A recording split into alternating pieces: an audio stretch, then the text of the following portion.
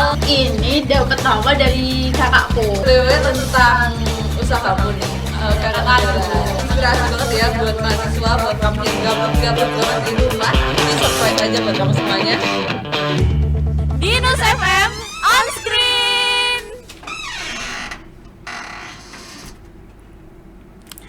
Dinus FM, partner for your better future. Hai Dinusian, back to di Dinus FM on screen. Masih barengan sama aku, Muti, yang seperti biasa nemenin kalian di hari Jumat ini.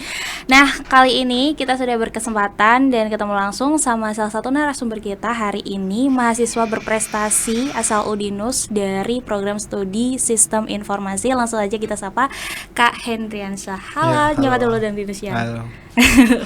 Gimana nih hari ini, kabarnya baik ya? Ya, alhamdulillah baik. Sekarang lagi sibuk ngapain aja nih Kak Hendri?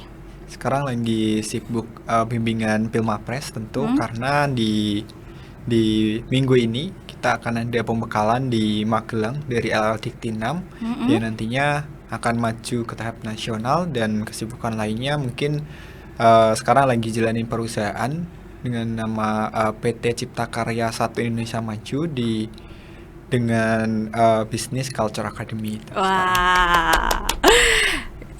Kak Hendri ini sendiri kan selain sebagai mahasiswa, ini juga seorang pengusaha muda ya yang bergerak usahanya itu bergerak di bidang teknologi ya, benar ya.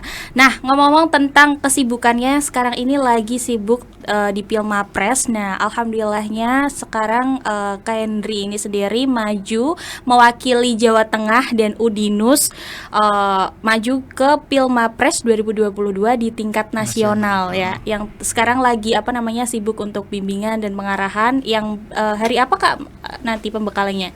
Di pembekalannya hari Selasa tanggal 9 Agustus di Magelang. Nanti akan diikuti tentunya dari Udinus, dari Undip, UNES, dan UMS. Oh, ada berarti yang mewakili Jawa Tengah itu ada 4 ya? Ya, ada 4. Ada 4, Udinus, Undip, UMS sama UNES. Nah, kita mau ngomongin tentang Pilmapres dulu nih Kak, sebelum sampai akhirnya Kak Hendri ini terpilih mewakili Jawa Tengah untuk maju ke tingkat nasional. Kemarin tuh seleksinya kayak gimana sih Kak di Pilmapres? Waktu itu awal mulanya dapat informasinya, terus akhirnya bisa ikut seleksi sampai maju ke tahap nasional. Itu kayak gimana? Oke, jadi di semester 1 saya itu sempat dinotis dari Prodi Sistem Informasi bahwa saya diundang dulu, masih diundang ke Kaprodi untuk saya difokuskan untuk bisa mengikuti Pilmapres. Sebenarnya di tahun 2021 saya mau diikutkan, tapi karena masih terlalu dini untuk semester 4 sewaktu itu, mungkin nanti di semester 6 capaiannya bisa lebih banyak dan lain-lain, dan bisa lebih maksimal untuk mengikuti Pilmapres. Dari situ saya mewakili fakultas dari FIK. Dan dari FIK itu nanti dikompetisikan lagi dengan beberapa fakultas yang ada di Udinus. Oh, berarti awal mulanya sebelum akhirnya seleksi dari kampus dulu. Oke, terus seleksi dari kampus, perwakilan fakultas itu nanti dikompetisikan lagi mulai dari prestasi, terus dari gagasan kreatifnya. Nah, dari situ alhamdulillah dari FIK mewakili Udinus di tingkat Jawa Tengah, dan di situ bersaing dengan 32 universitas, perwakilan dari 32 universitas. Ada Undip, terus ada UNES dan lain-lain di seluruh Jawa Tengah di tingkat sarjana. Di tingkatannya. Oke. Oh, berarti dari seleksi dari kampus, akhirnya dari kampus yang menang tuh FIK. Kak Hendri maju untuk mewakili Udinus maju ke Jawa Tengah, dan dari Jawa Tengah akhirnya lolos, dipilih 4 mahasiswa yang untuk maju ke tingkat nasional. Nah, tadi ngomong-ngomong tentang salah satu syarat yang ada di Pilmapres itu ada gagasan kreatif, dan saya baca itu ada video presentasi 5 menit berbahasa Inggris ya. Nah, keduanya itu kan Kak Hendri sendiri harus memberikan sebuah ide atau gagasan ya kan yang di dalamnya. Nah, ngomongin tentang gagasan kreatif sendiri Kak. Nah, yang diusulin apa sih di perlombaan ini? Oke, jadi dari awal saya difokuskan ikut Pilmapres ini sudah difokuskan dari prodi bahwa kalau di Pilmapres ini untuk gagasan kreatifnya harus sesuai dengan jurusannya. Jadi semisal dari kesehatan itu harus tentang kesehatan. gitu. Saya berhubung saya tentang teknologi. Jadi saya harus membuat solusi tentang gagasan kreatif berupa teknologi. Dan dari situ saya buat namanya Sikresna. Sikresna ini aplikasi pendeteksi behavior siswa di kelas itu dari gerak. Jadi nanti ada kamera di kelas, nantinya kamera itu akan ditanam dikasih machine learning sama artificial intelligence. Dan nantinya dari situ dari kamera itu bisa menangkap gerak-gerak siswa itu dikategorikan fokus atau tidak fokus itu seperti apa. Dan dari situ guru menjadi insight guru nantinya ngasih treatment seperti apa yang harus dilakukan ke siswa. Karena kan sekarang sedang hype-hype-nya tentang Merdeka Belajar di Indonesia. Dan itu sejalan dengan aplikasi ini dengan Sikresna, karena dari insight dari treatment yang nantinya keluaran dari Sikresna ini membuat si siswa ini mendapat perhatian lebih atau treatment spesial dari guru sesuai dengan karakternya. Oh gila, berarti di gagasan kreatif ini Kak Hendri sendiri mengusulkan aplikasi Sikresna ini ya. Ini tentunya dilatar belakangi oleh program studi yang Kak Hendri sendiri ambil ya, based on teknologi ya Kak ya. Nah, terus yang di video presentasinya sendiri itu kan berbeda nih ya dengan gagasan kreatif yang Kak Hendri sendiri usulin. Nah, kalau yang di video presentasi ini Kak Hendri mengusulkan apa? Jadi saya mengusulkan startup saya sih. Startup ini sudah saya start itu di 2019.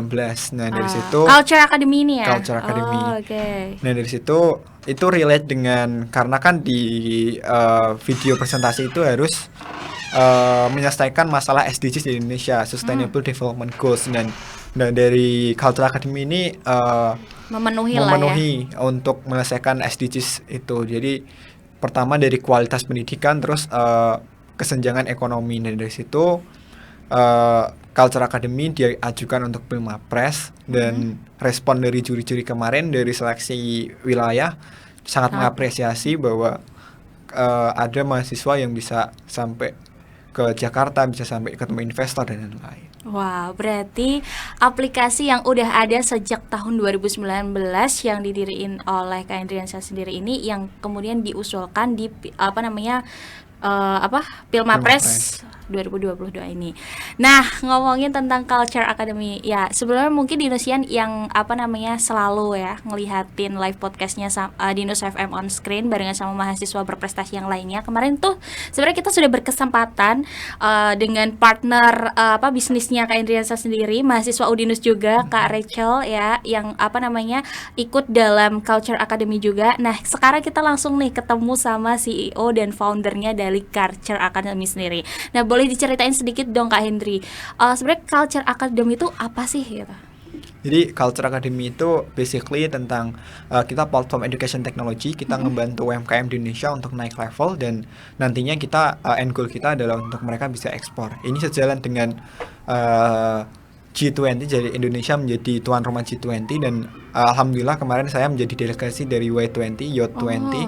Itu menjadi perwakilan dari Indonesia untuk bisa speech di G20 nanti di Bali di September, untuk memberikan pengembangan tentang UMKM di Indonesia. Dan nantinya di situ diikuti 20 negara, mulai dari ada Argentina, terus ada dari US, terus ada dari Kanada dan lain-lain. Wah, gila ya. Maksudnya berarti Culture Academy ini tuh perjalanannya walaupun terhitung berarti kalau dari tahun 2019 kan berarti kalau sampai sekarang tuh masih 3 tahun ya. Terbilang masih dini dan seumur jagung gitu. Tapi prestasi dan penghargaan yang diperoleh sama Culture Academy dan perjalanannya itu tuh kayak sesuatu hal yang mungkin kamu sendiri pernah gak sih membayangkan bahwa apa yang kamu buat, karyamu ini tuh ternyata udah sampai ke internasional nih? Dulu tuh saya buat ini nggak berekspektasi lebih sih. Saya cuma mau ngebantu UMKM, misi saya untuk membantu UMKM untuk di UMKM daerah itu bisa Naik berkembang level. lah, naik level dan lain-lain. Tapi dari situ respon kemarin dari Kemenparekraf, Pak Sandiaga Uno sangat mengapresiasi dari program kita. Terus kita ketemu di Apresiasi Kreasi Indonesia. Oh, Setelah iya. itu kita dikasih project-project baru nih, karena kan Kemenparekraf juga punya project juga untuk pengembangan UMKM, dan di situ kita menjadi pihak ketiga untuk membantu UMKM di sana.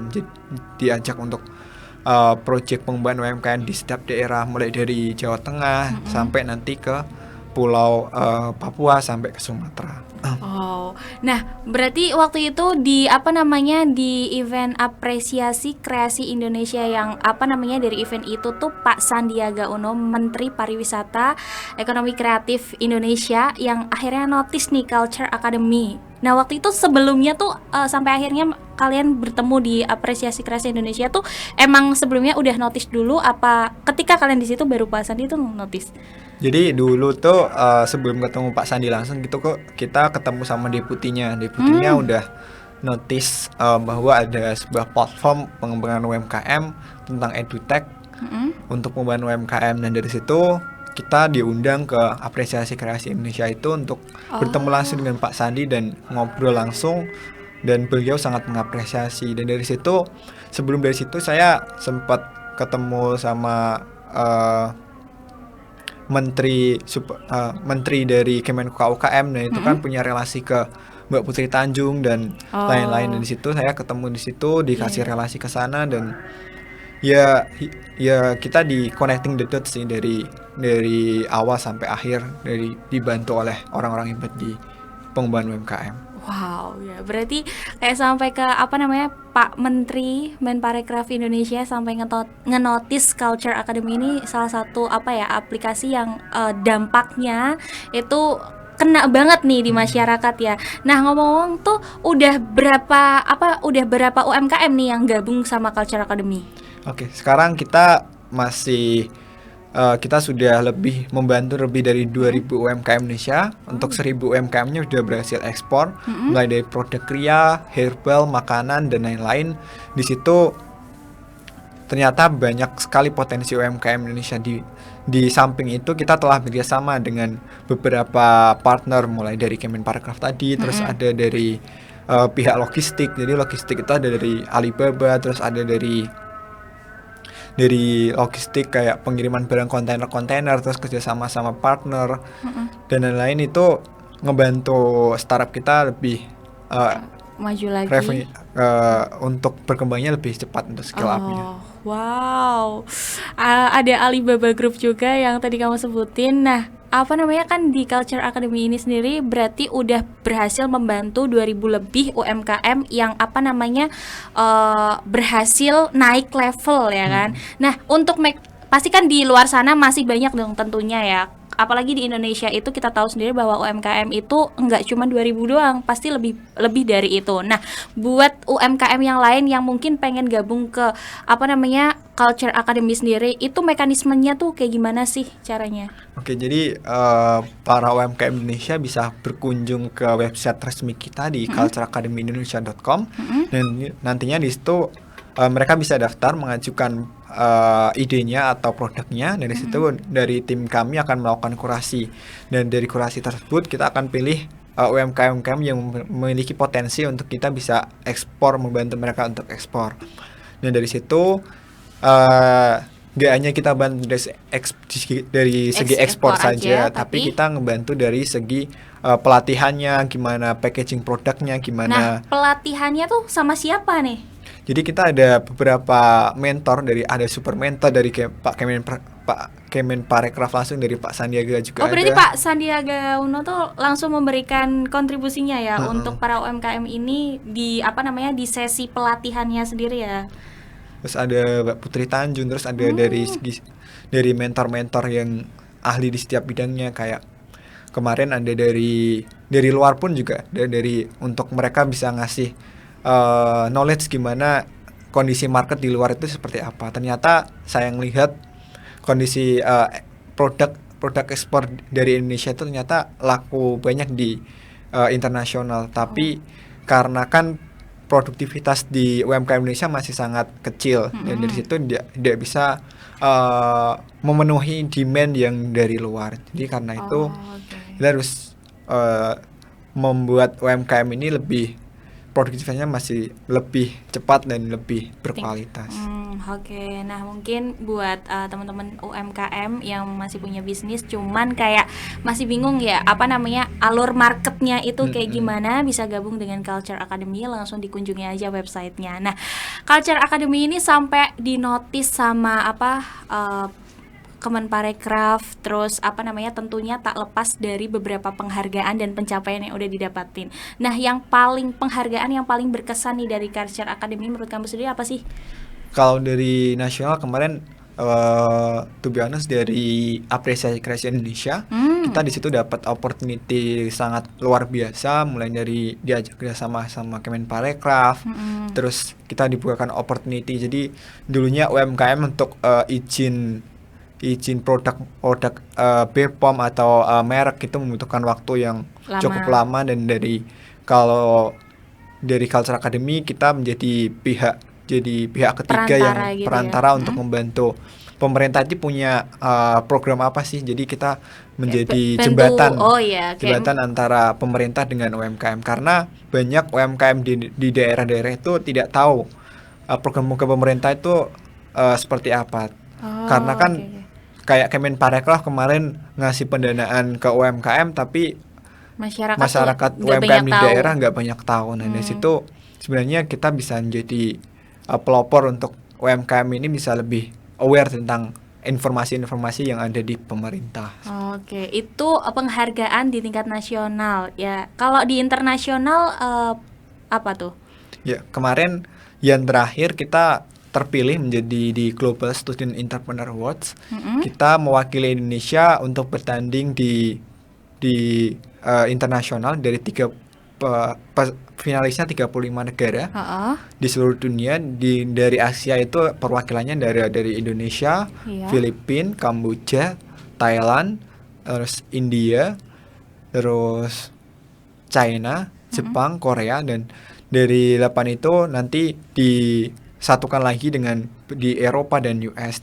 Nah, dari situ nantinya dapat pertama kompetisi pitching kayak presentasi dan lain-lain, dan saya to be honest mewakili Indonesia itu sudah sangat bangga, walaupun di internasional kita nggak bisa juara dan lain-lain karena kan di sana lebih besar. Pasti ya, sayangnya lebih besar. Cuman mewakili Indonesia itu bagi kamu tuh udah sangat membanggakan ya, membawa nama Indonesia sampai ke kancah internasional tuh sesuatu yang sangat langka untuk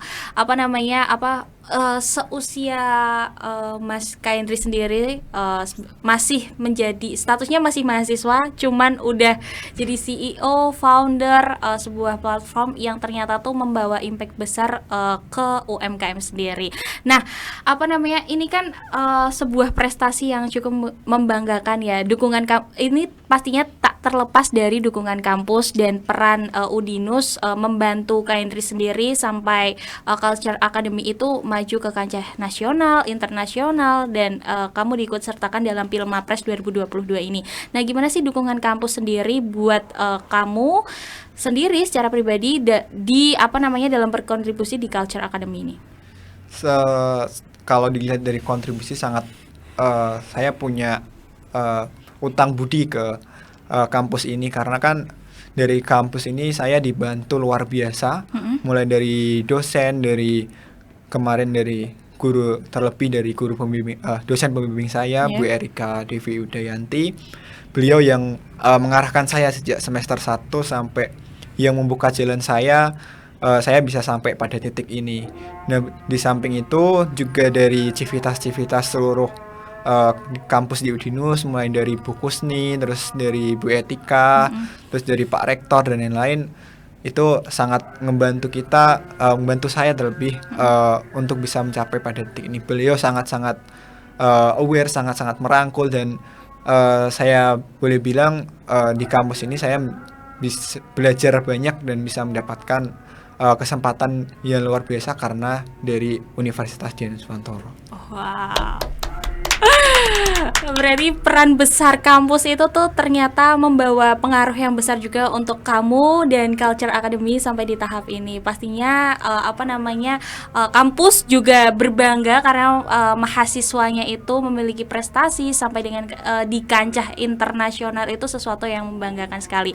Terima kasih banyak buat Kak Indriansyah yang sudah ikut mampir ke Dinus FM On Screen, sharing barengan sama Dinusian. Ini merupakan salah satu contoh mahasiswa yang berprestasi, aktif juga di kampus. Jadi walaupun udah punya usaha tapi nggak meninggalkan tugas-tugas ya. Nah, ini nih, gimana nih caranya kamu ngebalance antara kuliah tapi kamu juga punya usaha? Nah, terus gimana tuh kamu membagi dua-duanya itu bisa tetap berjalan tapi dengan efektif? Jadi saya sempat melihat sempat melihat di LinkedIn itu saya melihat ada seorang peneliti di luar negeri. Dia bilang ini metode tentang sikat gigi, yaitu kayak kalau kita kan kalau setiap hari kita harus sikat gigi walaupun kita nggak mandi, itu kan tetap bisa kita harus sikat gigi dan lain. Sikat gigi itu jadi kewajiban. Nah, dari situ saya mengimplementasikan filosofi tersebut ke startup saya. Jadi walaupun saya sibuk tentang kuliah dan lain-lain, saya sempatkan waktu untuk merintis startup saya ini. Dan alhamdulillah sudah 3 tahun ini dan saya bisa mendapatkan di posisi ini, ketemu banyak orang-orang hebat di perusahaan. Dulu saya hanya seorang anak desa yang punya mimpi besar untuk bisa berbicara banyak di Indonesia, dan sekarang bisa bertemu dengan seperti kemarin dari ketua BRI venture capital dari Jakarta, dari MDA Ventures, terus ketemu kemarin bisa kenal dengan kakaknya penyanyi Tulus, Mas Riri Muhtamar, terus ketemu Mas Reno Barak, dan itu menjadi Putri Tanjung, Pak Sandiaga, dan itu menjadi motivasi saya bahwa kita nggak terbatas tentang stereotip bahwa orang desa itu tidak bisa berkembang, tapi karena kan itu tergantung diri mereka sendiri. Kalau kita mau berkembang, opportunity itu pasti ada. Kalau kita mau keluar dari comfort zone, opportunity itu pasti ada. Kalau kita mau berkembang, opportunity itu pasti ada. Kalau kita mau keluar dari comfort zone, opportunity itu masih tetap ada. Nah, terima kasih banyak ya Kak Indriansyah. Semoga untuk Pilmapres 2022 di tahap nasionalnya nanti bisa berjalan dengan lancar, dan semoga dengan membawa nama Jawa Tengah dan Udinus, Kak Indriansyah bisa tetap bersemangat dan semoga bisa menang juga. Amin. Ya. Terima kasih juga buat Dinusian yang udah dengerin sharing-sharing kita berdua, dan jangan lupa buat Dinusian untuk selalu dengerin Dinus FM dan selalu tungguin podcast kita bareng mahasiswa berprestasi yang lainnya. Sampai jumpa di minggu depan. Jangan lupa like, comment, dan share. Bye. Makasih ya udah nemenin kita di Dinus FM On Screen.